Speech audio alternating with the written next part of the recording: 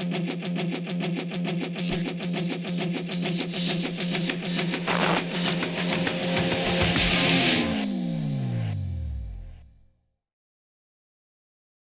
have a 7-year-old mare I've started on the method. She's the 4th horse I've started. We're on our 6th session of round penning, and I still can't get her to follow me. I've gotten her to turn her body and face me, but she only does that when I tell her to change directions. Once she turns her body, I immediately turn away from her, and she'll stand there and give me 2 eyes for a good 5 minutes, but she won't take a step toward me. I've watched the round penning video at least 10 times, if not more, and I can't figure out what to do. I'm worried about her starting to shut down if we spend too much more time in the round pen. Is it okay to move on for now and revisit it later, or do I keep going until she gets to the middle of the round pen? So what this person is referring to is the horse's draw, which is the horse's ability to walk up to you or follow you around the round pen. So she's basically saying the horse is stopping, changing directions. When she asks it to come in, the horse will stop and face her, but it won't walk up to you, okay? So a couple things you can do at that point. You can either, a good little way to do this, a little bit of a cheat way, but it works well, is if you leave a halter on a horse and you round pen him and he's kind of getting out of air, a horse's air is his most valuable commodity at that point. So if he'll stop and face you, but he won't follow you, you can walk up to your horse, grab that halter, and just kind of lead him to the center of the round pen and let that horse rest with his head right in the middle of your chest. And just stand there and pat on him and love on him and really let him get his air right in front of your chest. The key to getting a horse to want to follow you is he must connect you with oxygen. He must connect you with getting a rest. So when he's resting over there by himself, not near you, he's not making that connection. So if sometimes some horses aren't real bright, I'll just physically go get the halter and I'll pull them or, encourage them to come to the center. But when you get to the center, rest right in front of their face. You must make them connect 2 eyes in your body with rest. And rest there for a good 10, 15 minutes until he's completely got his air back. Then if you want to reinforce it, chase him off, round pen him again for 10 minutes, get him huffing and puffing, stop. If he doesn't come into you, go ahead and get him and bring him to the center. Get him to connect rest with your body. Anywhere you are, he gets to have a rest.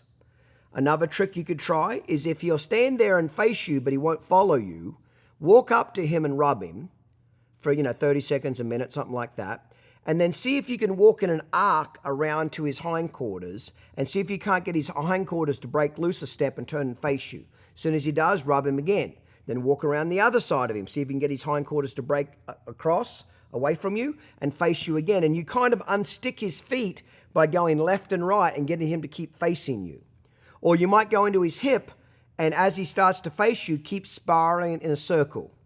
And you kind of, every time he stops and look at you, go back and rub him again. Break his hindquarters loose. Okay? That'd be another way you could try to get him to follow you.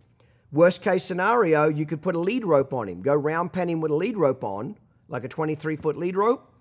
And then when you go, but pretend the lead rope's not there. Literally do the round penning, but pretend the lead rope's not there. Hold on to it, of course, but pretend it's not there. And then when you go to yield, bring him into you, turn, catch his eye, and then if you have to, walk backwards and draw him all the way up to you. But it's very, very important when the horse gets up to you, and especially when he's huffing and puffing, you must let him get his air. Don't just stand there for 30 seconds. He must connect air with you.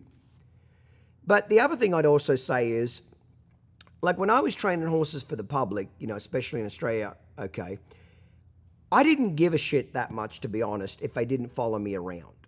Even if they didn't walk up to me in the center. It was the changes of direction and getting 2 eyes. If I had to walk over and help the horse get to the center, that's fine. Once he understood the round penning after 4 or 5 days, even if he wasn't following me around perfectly, I moved on. I just started the method. And usually what I'd do is then I'd come back to the round penning at the end of 6 weeks before the horse would go home. About a week before I go home, I went back and redid the round penning. 9 times out of 10, they would just automatically walk right up to me because I built some trust, I built the relationship, I built that connection to where the horse felt comfortable to walk up to me. You're not going to get like a wild Mustang that's never been touched to walk all the way up to you. They might stop and face you and snort at you, but they're not going to walk all the way up to you. They must connect being out of air, and the only place they get oxygen is stand right in front of you, not off to the side. Like, don't let them stand in the middle of the round pen and you're back near their shoulder. They're not making that connection. Stand directly in front of their head. Every time they look their head off left or right, bring their nose back. That's why if you can leave a halter on your horse when you first start round penning, you can cheat a little bit. When he looks away, you can just grab the halter and pull his head back straight. But the people in the academy that, I used to suck at this a lot as a kid. I hated standing still, just letting a horse rest with me, because I was always, I got to do something, I got to do something, I got to do something. So my horses would never follow me around as a kid like that when I started the method, because they didn't associate me with rest. Once Gordon drilled into me, the last 10 minutes of a round penning session is almost the most important. By letting him get his air in front of me and with me, the horse connects the last 10 minutes with me as the good guy, me as rest, me as something that feels good. So next time he sees me, oh, there's Clinton, there's something that's feel good over there. But if every time he sees me, all I do is make his feet move forwards, backwards, left, and right, pretty soon he starts dodging me. Same thing, if every time I saw you, I handed you a shovel and made you dig a hole, pretty soon when I start walking up to you, you're going to walk away. But if I walk up to you and give you $100, pretty soon you're hoping the hell I come back and visit you again. You get what I'm trying to say there? So the rest means something to a horse that's out of air. A horse that's not out of air or not tired, resting doesn't mean any reward to him. So it's important that the last 10 minutes is really just letting him get his air with you. Try those things, see if it works. How do you know what it takes to become successful? Talk to someone who's done it. Clinton Anderson became a multi-millionaire by leveraging his passion for horse training into a global brand and media empire, starting with nothing but the change in his pocket and the will to succeed. In doing so, he revolutionized an industry and became a celebrity. Now, you can put his experience and advice to work for your business. With Clinton Anderson's business consultancy, you can tap into Clinton's unique perspective, hear his straight talk, and get his no-nonsense advice. Just imagine yourself armed with Clinton's hard-earned knowledge and entrepreneurial spirit. So whether you own a ranch or any sort of business at all, we invite you to discover the transformative power of Clinton Anderson's leadership and innovation in your business. Call 1-888-287-7432 to take your business to the next level today.